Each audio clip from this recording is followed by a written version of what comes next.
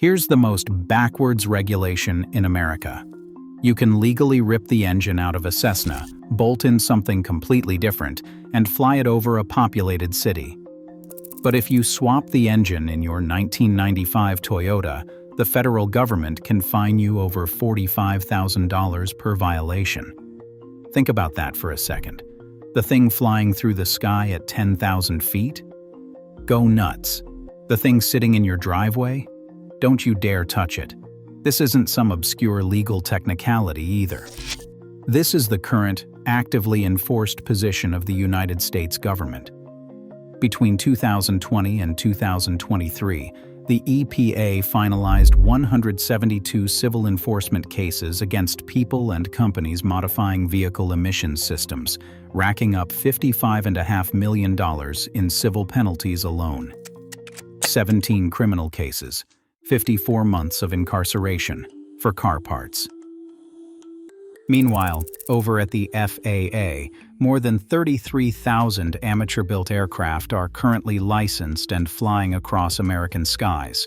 Their owners can swap engines, modify airframes, install custom avionics, and do pretty much whatever they want, as long as they built at least 51% of the aircraft themselves. It is called the experimental amateur-built category, and it has been around for over 5 decades. So how did we get here?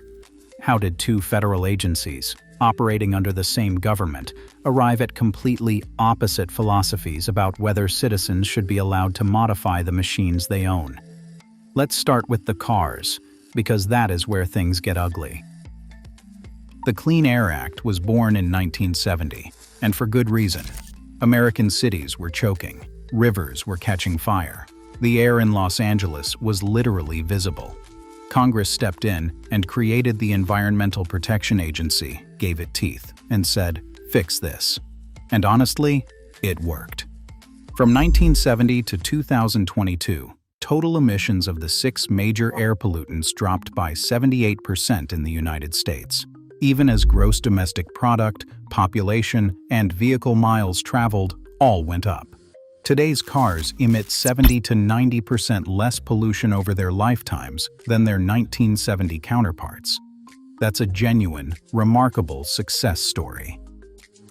But here's where the success story starts: strangling the people it was meant to protect.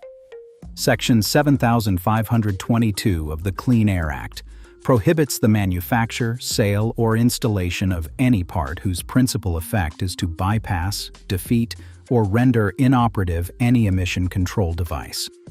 Originally, this targeted commercial operations. Backyard mechanics were left alone, but the 1990 amendments changed that. Now, everyone faces penalties for deliberate tampering. The EPA's interpretation of what counts as tampering has only gotten broader since. By 2015, the Environmental Protection Agency introduced a proposal that would have explicitly banned converting street vehicles into dedicated race cars. Think about that. A practice that had been happening without issue for 45 years since the Clean Air Act was first introduced was suddenly on the chopping block. The racing community lost its mind.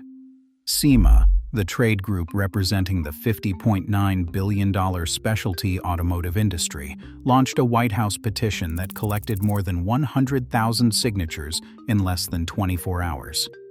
NASCAR legend Richard Petty himself stepped up, saying the Environmental Protection Agency was overstepping its jurisdiction and penalizing small motorsports parts businesses. That fight led to the Recognizing the Protection of Motorsports Act, also called the RPM Act, which has been introduced in Congress multiple times. It has had bipartisan support. It generated 1.5 million letters to Congress, and it has failed to pass every single time. Meanwhile, the enforcement hammer keeps dropping. In December 2024, a company called PPEI and its owner, Corey Willis, were hit with $1.55 million in criminal fines, plus another $1.55 million in civil penalties. Willis got 3 years probation with 10 months of home detention. His crime? selling engine tunes. Prosecutors said PPEI had tuned approximately 175,000 vehicles, pulling in over $1 million a month at its peak. Thoroughbred Diesel in Kentucky faced a $1.25 million penalty. Vivid Racing paid over $1 million. And the big one, Cummins, the engine manufacturer, paid $1.675 billion in civil penalties, the largest in Clean Air Act history. And here is the part that really twists the knife. Even if your swapped engine is cleaner than the one you pulled out, it is still illegal. CARB, the California Air Resources Board, does not care about your actual tailpipe emissions. They care about certification. No executive order number for your specific engine and vehicle combination. It does not matter if your swap burns cleaner than a Prius. You fail. Now let's fly over to the Federal Aviation Administration, where the vibe is completely different. If you want to modify a certified aircraft, you apply for something called a Supplemental Type Certificate, or STC. It is a formal approval process, and it is a process that actually exists and actually works. You demonstrate that your modification is safe, that it does not compromise the airworthiness of the aircraft, and then the Federal Aviation Administration signs off. People swap engines on certified planes through supplemental type certificates all the time. In Europe, there is even an approved supplemental type certificate to install a Rotax 912 engine in a Cessna 150. However, a United States owner cannot use that same approval without separate Federal Aviation Administration sign-off. But the real freedom lives in the experimental category. Build 51% of your aircraft yourself, and the FAA essentially says it is your airplane, it is your neck. Have fun. You can install whatever engine you want. You can modify the wings. You can put in custom seats, tinted canopies, whatever makes your heart sing. The FAA's primary concern is safety and airworthiness, not controlling every component that goes into the machine. Now, does this freedom come without consequences? Not entirely. Home-built aircraft have an accident rate of about 21.6 per 100,000 flight hours, compared to 6.75 for general aviation overall. As former FAA Administrator Randy Babbitt put it, home-builts account for 10% of the general aviation fleet, but 27% of accidents. That's a real trade-off. But the FAA's response to that trade-off wasn't to ban modifications. It was to push for better training, especially for second owners who didn't build the aircraft themselves. The philosophy is to manage the risk, don't eliminate the freedom. Compare that to the EPA, where the philosophy has become eliminate the modification, period. No pathway for approval, no certification process for aftermarket engine swaps, no consideration of whether the new setup is actually cleaner. Just a blanket prohibition backed by fines that can bankrupt a small shop overnight. And this is the core absurdity.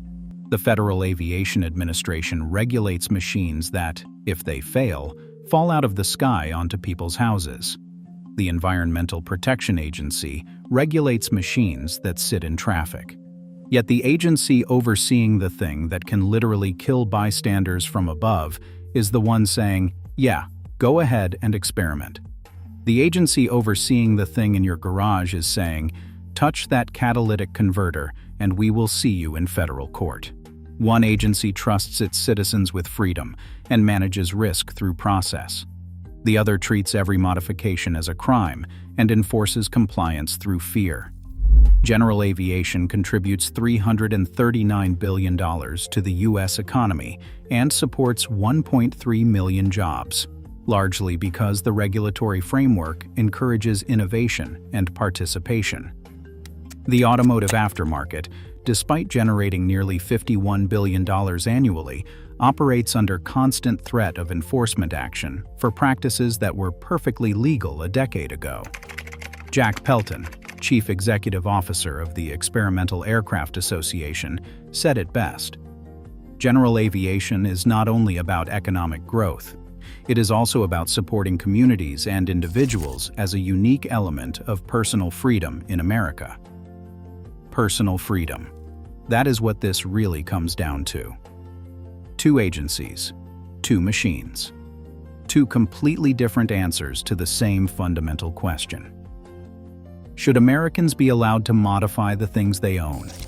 Right now, the answer depends on whether your machine has wings or wheels. And that might be the most absurd regulatory contradiction in the entire federal government.